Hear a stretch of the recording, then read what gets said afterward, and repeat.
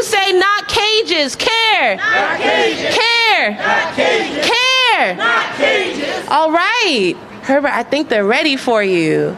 Y'all, we're about to get started, and I'm just so grateful to bring my colleague, Herbert, who is a leader in the Unlock the Box DC Coalition. Everybody give it up for Herbert. Good morning. How everybody doing this morning? I'd like to thank you all for being here this morning. As Kiki say, we're here trying to unlock the box. Unlock the box. Unlock the box. Care.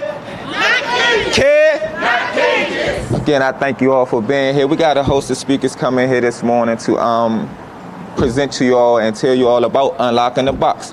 You know, their experiences with solitary confinement, ending torture, and erasing what these society has put on us. Yeah, I come to you all right now as a survivor of solitary confinement, as a returning citizen. And in my journey, one of the things that really got on me and that was really a bigger issue for me was being trapped in that cage and you hearing someone else banging and kicking and screaming and yelling and you not really knowing how to help them. What you can do to subdue what they going through. You don't have no understanding of what to do and nobody's coming to assist them. So that's my motivation right now. I couldn't help them then, but I can help now. I could come here right now and stand here and protest and share this message and share what's going on to you all and what's going on in society and what's going on behind these walls. So again, I thank you all for being here. I thank you all for coming and showing your support. And with this, I would like to turn it over to Reverend T.C. Morrow to give you an invocation for the day. Unlock the box. Unlock the box. Unlock the box. Good morning. I'm Reverend T.C. Morrow. I'm the pastor for Public Witness and Ecumenical Connection at Foundry United Methodist Church in Ward 2, and I'm also on the staff of the National Religious Campaign Against Torture, and we are glad to bring faith leaders to the movement to end solitary confinement. As we gather today to uphold dignity and not cages, human rights, not harm, may the holy be with us. There is so much happening around the world and in our communities. Let us take a moment to pause, to ground ourselves for the work of the day.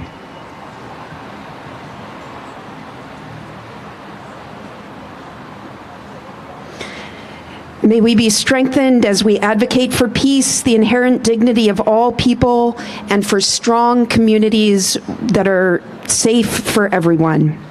May God and all the ways we experience the divine be with us today and all days in the future as we advocate for the Erase Act. Amen. Amen.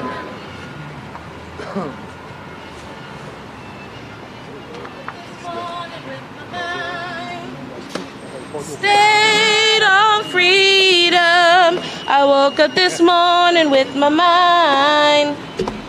Stayed on freedom. I woke up this morning with my mind. Stayed on freedom. Hallelujah. Hallelujah. Hallelujah. Hello, everyone. My name is Makia. People who love me call me Kiki. Thank you for joining us in song. We will be singing, we will be chanting throughout today's rally to connect us to our radical tradition of organizing. I am so proud to introduce Natasha White. Natasha is a formerly incarcerated survivor of solitary confinement, served 15 years in the New York prison system before becoming a prominent advocate for criminal justice reform. As a campaign leader in the Close Rikers movement, she passionately fought for decarceration, participating in initiatives such as bail reform, fair parole, and the Less is More campaign. During the COVID-19 pandemic, Natasha became a community organizer for the Halt Solitary campaign, achieving a historic victory in New York in March 2021. Recognized for her activism, she received the Citizen of the Year Award in 2022. from the National Association of Social Workers. She is the Director of Community Engagement at Interfaith Action for Human Rights, representing the Unlock the Box campaign in Virginia and Maryland since January 2023. Everyone give it up for Natasha White.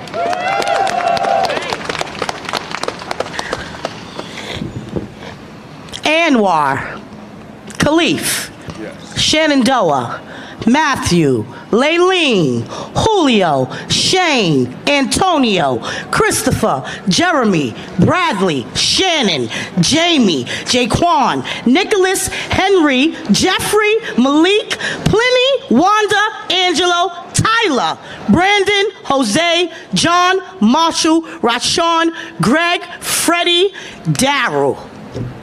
These are some of the names of people who have died while or because of solitary confinement in the United States since 2015. This is a tiny fraction of the total amount of deaths by suicide, homicide, or severe illness. Nevertheless, they represent a huge loss for many. These people had loved ones. They had children, husbands, and wives. They were human beings, and they were discarded like trash. And let me remind you, the United Nations deems solitary confinement torture. Every day someone attempts suicide in our jails and prisons, with suicide being the leading cause of death in jail. The rate of suicide in jails is over 2 times that of the general public. Mysterious deaths, complications from severe physical and mental illnesses, and overdoses are the leading causes of death in prison. If you're inside and sent to solitary, you don't know if you're coming out in cuffs or in a body bag. My name is Natasha White, and I am a formerly incarcerated survivor of solitary confinement. I am the Director of Community Engagement at IAHR. My journey has been one of resilience, transformation, and an unwavering commitment to ensure that no one else endures the horrors I face with those cold and isolating prison walls. However, so many others are permanently scarred from the torturous practice of solitary confinement. Many find only escape in death. I stand before you as someone who spent a total of 15 years behind bars, with my first 4 years etched in the dark corners of a solitary confinement cell, no larger than the average apartment bathroom. The moment I arrived at Bedford Hills Correctional Facility, I was cast into the depths of SHU, left completely alone, grappling with isolation and the echoes of my despair for 19 agonizing days, when the warden finally appeared. Her words marked my faith. Solitary confinement for the entirety of my stay in her prison, is what she said. What was her explanation? What was the justification for condemning me to 4 years of torture? She said it was a security risk linked to my husband's rank and gang affiliation. Let's be clear, I was put in solitary confinement with no due process or recourse simply because my husband, not me, was an alleged member of a gang. And let me remind you, the United Nations deems solitary confinement torture. Torture right here on the soil of the United States. And this happens every day. Most of the time, 85% of the time, this torture is used for minor rule violations and retaliation for speaking out about abuse.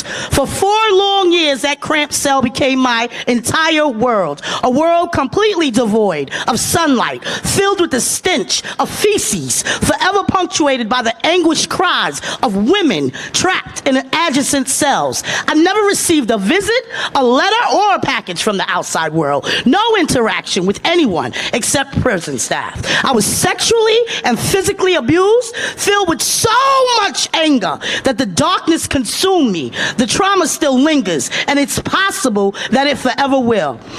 Manifested even in my dreams to this day. The horrors of solitary were not only my own, they extended to those trapped around me. I remember listening and banging on my door as a woman in the cell next to me took her own life. The sound of her struggle to grasping the wall with her feet as she hung herself is forever etched in my memory. Once free from solitary confinement, the poison extended beyond those prison walls to my marriage. My husband, too, endured 12 years of solitary, leaving him emotionally disconnected and our marriage irreparably damaged. His oath to love and protect transformed into a nightmarish reality, forcing me to seek refuge in a domestic violence shelter and then relocating from New York to Virginia. This is personal. Never do I want another woman to experience what I had to endure. I do not want her to understand the fear of being confined, the fear of whether or not she will make it out alive, and then the fear of what she could become because of confinement. I don't want any woman to feel like me, a stranger to the one she loves. So I dedicated my life to ending the inhumane practice of solitary confinement, beginning as a community halt organizer, with a big win in March prohibiting long-term isolation in alignment with the Mandela rules, that any more than 15 days is deemed torture. Since then, continuing to fight as the Director of Community Engagement at Interfaith Action for Human Rights since January. I'm representing both Maryland and Virginia campaigns to end solitary confinement. I met with Maryland Representative Jamie Raskin's office yesterday about the federal bill to end Solitary Confinement Act. Our leaders must acknowledge this practice inflicts immeasurable suffering and burdens on our country's budget to spend on community resources. Studies show that states that limit solitary confinement, this is a long one, y'all, save millions of funds that could be redirected to higher wages for correction officers and essential personnel. In this country, there are about 122,000 people in confinement on any given day. Even though research shows that solitary confinement fails to enhance the safety of both residents and prison administrators, contrary to conventional wisdom, isolating people in solitary does not yield any of the intended benefits. The time to act is now. Erase Act of 2023 is a beacon of hope for DC. I'm grateful for the opportunity to support your coalition in this campaign for safety, freedom, and dignity for people like me. At Interfaith Action for Human Rights, we are working on Virginia and Maryland statewide legislations. Head to the unlockthebox.com website for more information to join the fight. Together, we could create a future where no one suffers in the darkness of isolation, where the echoes of despair can be replaced by the voices of a society that values the dignity and worth of every person. I'm Natasha White. Thank you for your time.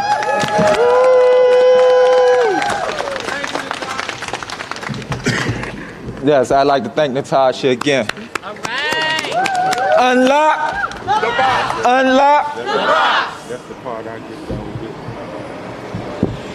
with. Solitary confinement amounts to torture, and this is a violation of human rights. Solitary confinement inflicts immense physical, social, and emotional suffering, and does not make suffer communities. It does not make for suffer communities. Yet it is practiced extensively in DC jails. This year we have a chance to end torture in DC jails by passing the Erase Solitary Confinement Act. And with that, I would like to introduce the Councilmember Nadeau and let her step forward because she's introduced this bill for us to Congress. Thank you.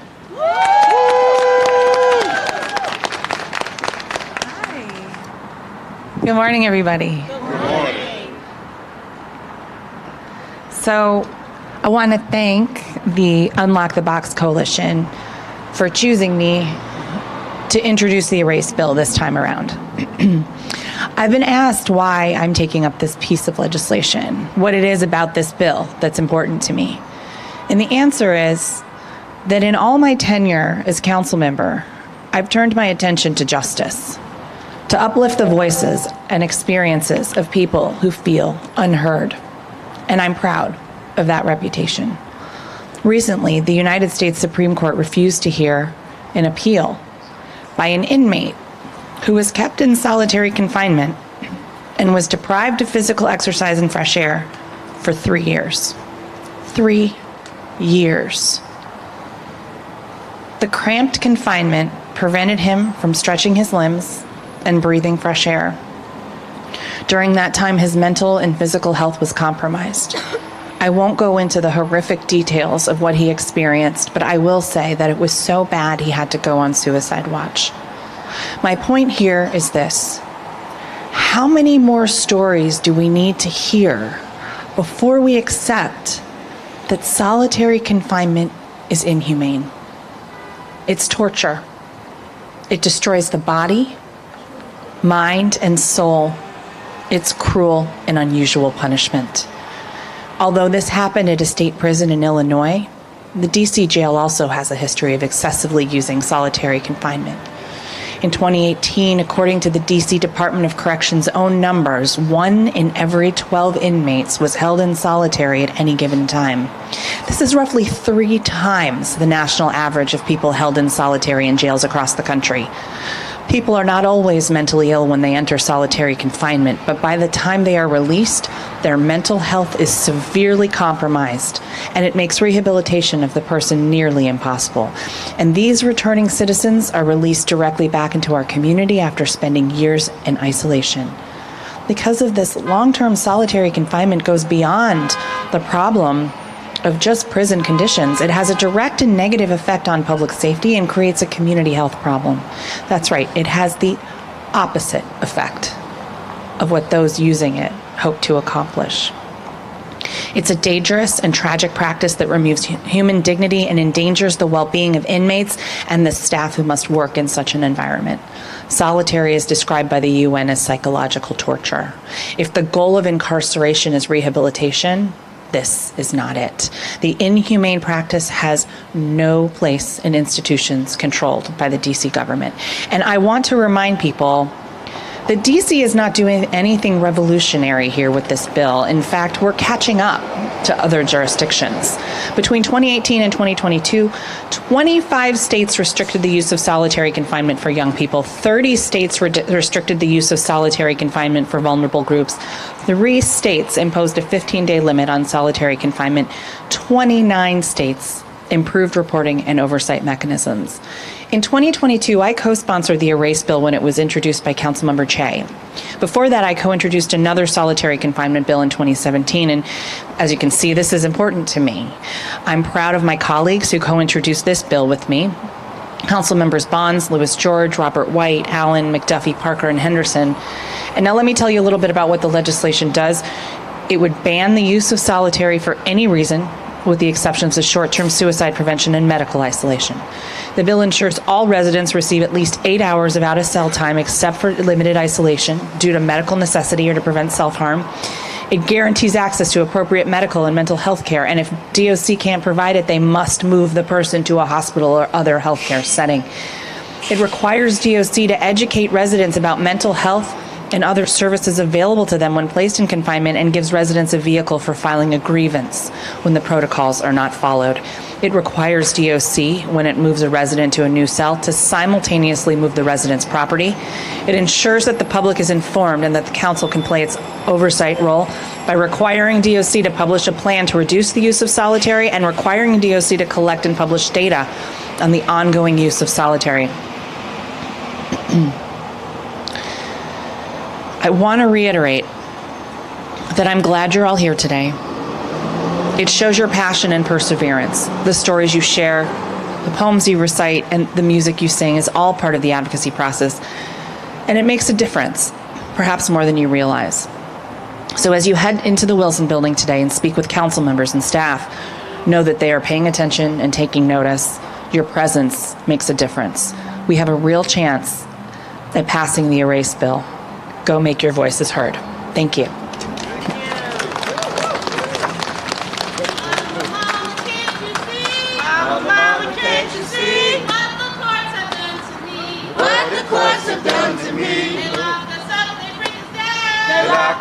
They bring us down. Ain't no justice in this town. Ain't no justice in this town. Ain't no justice in this town. That's why we're here to shut it down. That's why we're here to shut it down. All right. I'd like to thank Councilmember Nadeau and for introducing Unlock the Box, and all the other council members that joined in and supported this bill with her.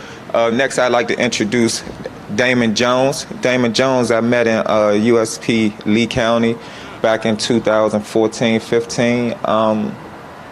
Damon Jones just recently returned home, and he got with National Reentry Network, and his journey towards unlocking the box started with DC, and he's here with DC now to support us. All right. Thank you. And y'all kind of set me up, because I had to follow Natasha and the councilwoman. So hello, everybody. Everybody excited? Yeah. That's right. Thank you, Natasha and Councilwoman Herbert. My name is Damon Jones, and last month I completed 28 years of incarceration. All right. I was incarcerated from June 1995 to last month. And I don't tell you this looking for sympathy, because I'm far from pathetic, despite, And I'm also not looking for shock value. I just need you guys to know my credentials, and speaking of what I'm gonna speak on today, and know that I do have the credentials. I would estimate that at least 10 of the 28 years of my confinement was spent in solitary confinement. Now you heard my colleague Herbert, he referred to solitary confinement as torture. Now, do all you believe that? Yes. That, solitary confinement amounts to torture? Yeah. Well, even still, let me give you an example of what Herbert was talking about. Let me see. I got a project for you. Well, that might be kind of extreme, but let me see. Okay, when you get home and you go to use the bathroom and you close and lock the door, imagine you no longer have control over the lock on that door or the ability to open the door. Now, where the bathtub is, just try to imagine that's a steel bunk bed.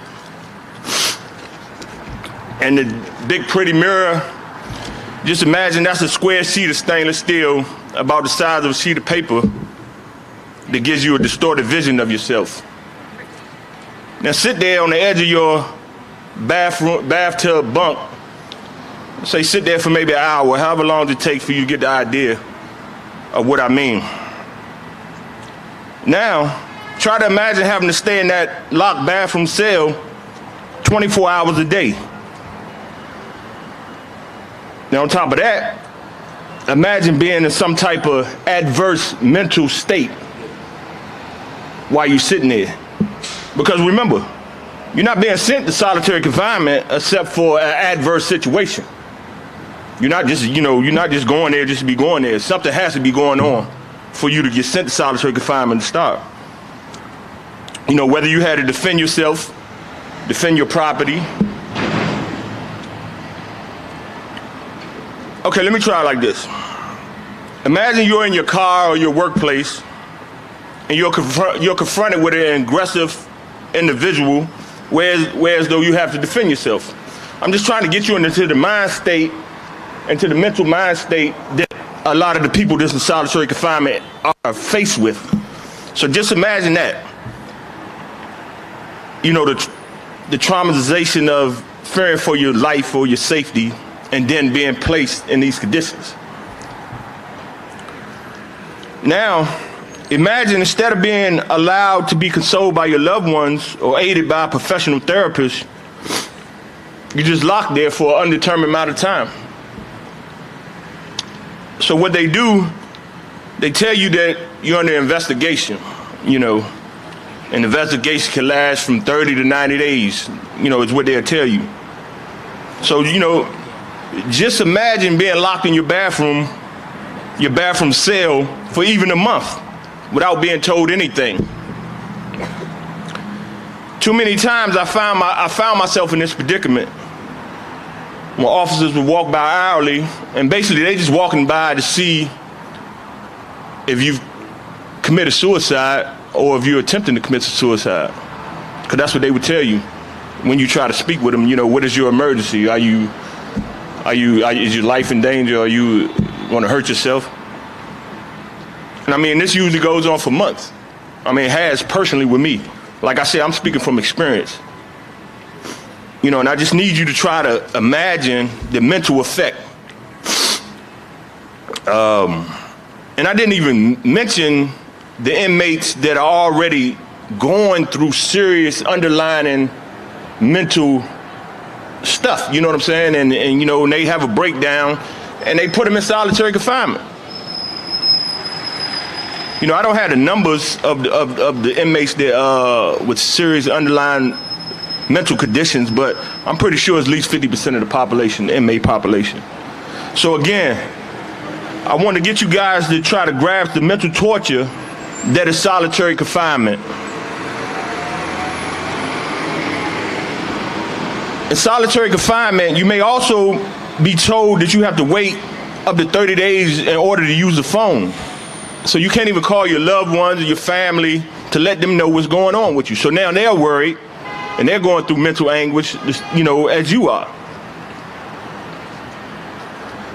So basically, solitary confinement is an easy temporary solution for the prison staff not to have to deal with difficult situations. And that's what we got to stop. That's right. And instead of it being something that's addressed immediately, it's their practice just to have you sit in solitary confinement for months before any steps are taken to help you. Now, bear with me, I'm working with a notebook. And in most instances of solitary confinement, they don't even turn off the light. You know, and this probably doesn't sound very harsh, but just take a second and try to imagine sleeping under a spotlight for months at a time. At one point, I spent 18 months straight in solitary confinement because the prison officials thought I may retaliate against a person who had previously assaulted me. So I was placed on lockdown for a year and a half. Now, this is after being a victim of assault. So you can just imagine what I'm going through. You know, a guy snuck up behind me and hit me in the mouth with a lock tied to a belt. I detailed that incident again so you just can try to imagine the mental state I must have been in. Just having my teeth knocked out, and your solution is to lock me in a 10 by 12 box for a year and a half because you're apprehensive about me retaliating against the person who assaulted me or the others associated with him. You know, why not have a program in place for conflict resolution opposed to just telling me to sit here for a year and a half? Separated from everybody.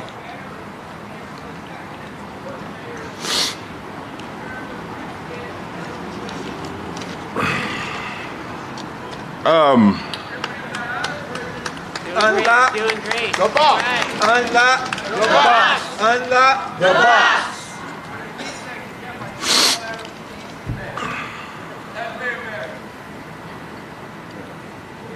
I was asked the mental effects that I feel the solitary confinement had on me. And I mean, it's hard to answer at this point, but it definitely did have an effect. Regards to my ability to feel completely at ease in social settings. You know, for instance, when I was asked to speak at this rally, I'm like, speak? You mean in front of people? There's no way I could do that. But at the same time, I understand that the importance of my experience has to be heard. But you probably can't imagine the anxiety I went through that I'm experiencing now, being in this social setting, after spending so much time in that setting. But I also know and understand the absolute importance of me conquering my anxiety. So I really hope I was able to help some of you achieve a clear understanding of the abusive, somewhat medieval practices being done in our jails. And hopefully you'll be inspired to join this fight to put an end to this physical and mental torture. In 1995, after I was apprehended for the crime I committed, my punishment was for me to spend years separated from my friends and family, from my kids and my significant other. That's the punishment. That's the punishment. And that punishment is significant. Huh? All right. So I got a lot to say. And that punishment is significant. The helplessness, the feeling of not being able to help and support your family, missing out on the growth and development of your children, that's the punishment. Now, how many times have you had a bad day and needed to be consoled by your significant other? You can't get that in prison. So that's the punishment, a significant punishment. So everything else in the jails should be geared towards making inmates better, mentally stronger, more prepared and capable to successfully re-enter society. I'm wrapping up, man. Now, throughout my narrative, I tried to get you to imagine the mentally dark, lonely, destitute place that solitary confinement is. Now I want you to try to imagine solitary confinement as a place where dignity, respect, safety, and care matters. You know, they say that only two things in life are constant, and that's change and change. So let's end this torturous practice of solitary confinement. Thanks, everyone.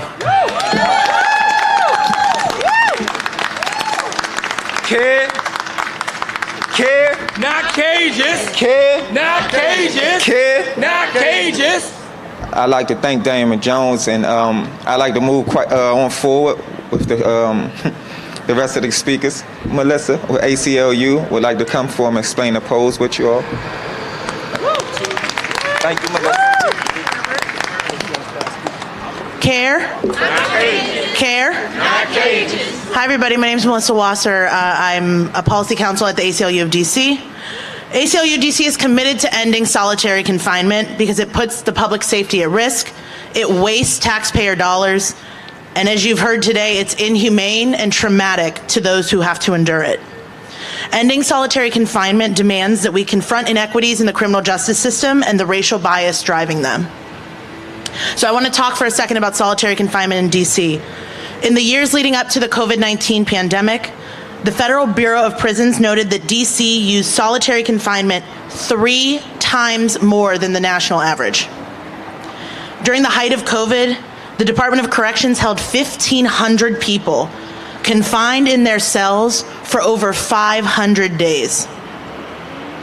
And the lockdown didn't even stop the spread of COVID. Washington, D.C. had the highest community spread of COVID directly caused by mass incarceration. As you've heard, solitary does nothing to rehabilitate people, and it makes both violence in jail and rearrest more likely. Solitary confinement, even for short periods of time, inflicts unbearable pain, exacerbates or creates mental illness, and moves people to desperation, including acts of self-harm or dying by suicide. And in short, solitary confinement is cruel and ineffective, and it has no place here in DC. And solitary isn't even the only harm that we have in our jails. ACLU DC has had to sue the jail multiple times for unconstitutional conduct. That includes poor sanitations, unsafe conditions, and violating the rights of transgender women. Even the U.S. Marshals found systemic failures at the DC jail in 2021. And the DC Council needs to address all of these horrors, but today is about addressing solitary confinement. And we know that it's time to end solitary confinement at the DC jail, and I'm here to tell you that district voters know it too. A recent poll, yeah, give it up. A recent poll conducted by ACLU DC of likely 2024 general election voters in DC shows deep and widespread public support for ending solitary confinement at the jail. The box. This poll showed that more than half of DC voters support ending solitary confinement. 55% of DC voters oppose the use of solitary confinement at the jail. More voters oppose the use of solitary confinement than support it in all regions and all 8 wards of the city. All 8 wards want to end solitary confinement. And for example, in Ward 2, this bill was referred to the Committee on the Judiciary and Public Safety. In Ward 2, where Chair Brooke Pinto is the chair of that committee, 54% of voters oppose the use of solitary confinement, while just 14% support it. Over half. And even better, the more DC voters learn about solitary confinement, the more they want to end it. For example, when voters learned about the research on the effects of solitary confinement on public safety, 70% of them oppose solitary confinement. So this poll makes clear that district voters support our movement to end torture in the DC jail. And I'll just point out, thanks to ACLU-DC, DC Justice Lab, and the Unlock the Box Coalition, we have a new white paper out called Breaking Through Isolation, the urgent case for the Erase Solitary Confinement Act in the DC jails. And as Councilmember Nadeau mentioned, and thank you for your leadership, with 8 bill sponsors, co-sponsors, and co-introducers, it's clear that the Erase Solitary Act is gaining momentum. We are winning in DC. And we will make sure that the district can be a leader in ending solitary confinement. So today we're calling on Chair Brooke Pinto to schedule a hearing on the Erase Solitary Confinement Act. We need a hearing on this important bill now. I'm excited to advocate with you all today and finally erase solitary confinement in DC once and for all. Let's get to work.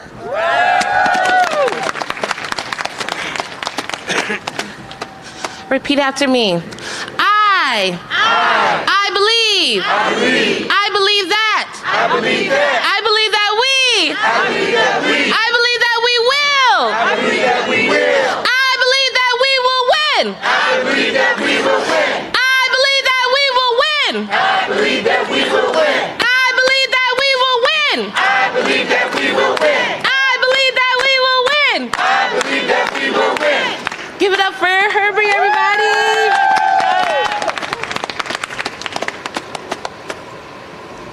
As we all heard from Melissa, and I thank you again, Melissa, all 8 wards agree with ending solitary confinement. So we have DC as a whole, like it's kid, not cages. Kid. Not cages. Kid. Not cages. Kid. Not cages. With that, I'd like to introduce Maurice Dixon with Voices Unbarred. He has a powerful poem to share with us today.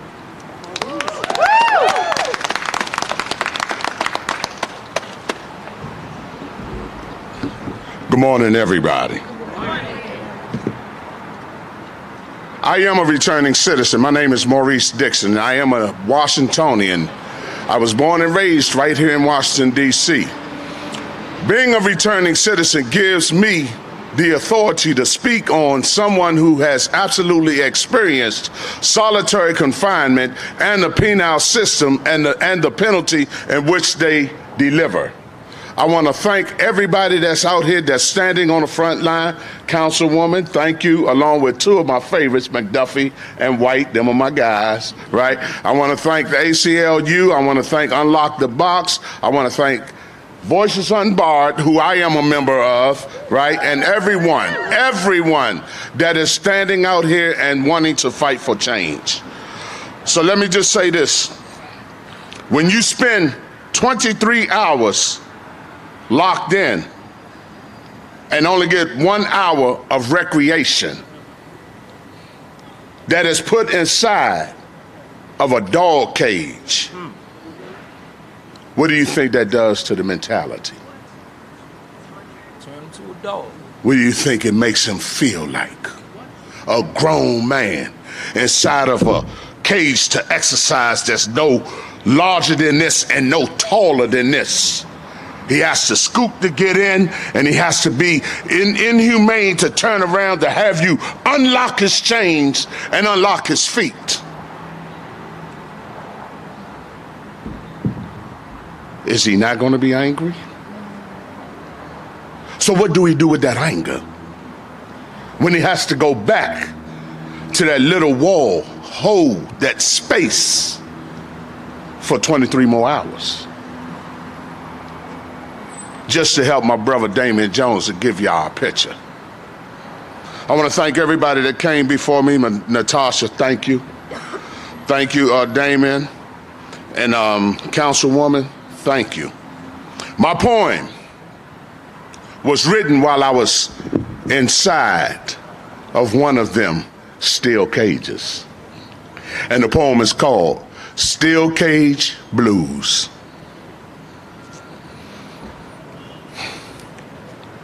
Thoughts accumulate repetitiously inside this steel cage. Unable to use that which is natural, I am suspended in time, yet I still age. Daily the sun rises, and so do I. Days perpetuate towards sunset. I logically stimulate by any means necessary that I may never forget the pain, loneliness, heartaches, misery, sleepless nights. Forget disparity, degradation, inhumanity, emasculation, slavery, and bestiality. Forget anger, frustration, infantile treatment, innovation, mental, physical, emotional, spiritual depletion. Forget the lost moments, the lost memories, and faded dreams. Forget lost families, lost desires, swallowed by life's energetic fire. Forget. In this steel cage, I am bound. Seemingly, life's futility is resound. As thoughts accumulate repetitiously, I fight to remain awake. In this life's perplexity, I covet to forever fall asleep in my steel cage blues. Hey, hey, ho, ho, solitary has got to go. Ho ho, solitary has got to go. Hey hey, ho ho, solitary has got to go. Hey hey, ho ho, solitary has got to go. Again, as everybody came before me spoke, I'd like to thank you all, Councilwoman Nadeau, right, for being here. I'd like to thank you all for introducing the bill, and I'd like to thank all the speakers for coming out and all you all for joining us today. Like, this means a lot to so many people that's not here, you know what I'm saying, that can't fight for themselves, that don't have a voice right now. Thank you all, my gratitude. The Unlock the Box community, those who have joined in person and those who are watching at home, we have heard incredible stories about the people we love, what's at stake now, and why the DC Council need to pass the erase bill. As we close out, I want to remind everyone about the power of hope and the power of action. And I'd like to ask you all to continue on with your action, like take someone's information, take someone's contact, like keep the action going from this point on. Let's, come together and keep this action moving forward. It's a bit.ly with the capital E, R-A-S-E, capital H, E-A-R-I-N-G. Take the bit.ly and submit your email to your council members. Those that's gonna stay behind for the, we're gonna meet in room 103. You go through the security and through the doors and it's to the left. We're gonna get together after the photos. And again, I appreciate you all for being here. Care, not cages. Care, not cages. Care, not cages. Care, not cages. Thank you. Y'all give it up here.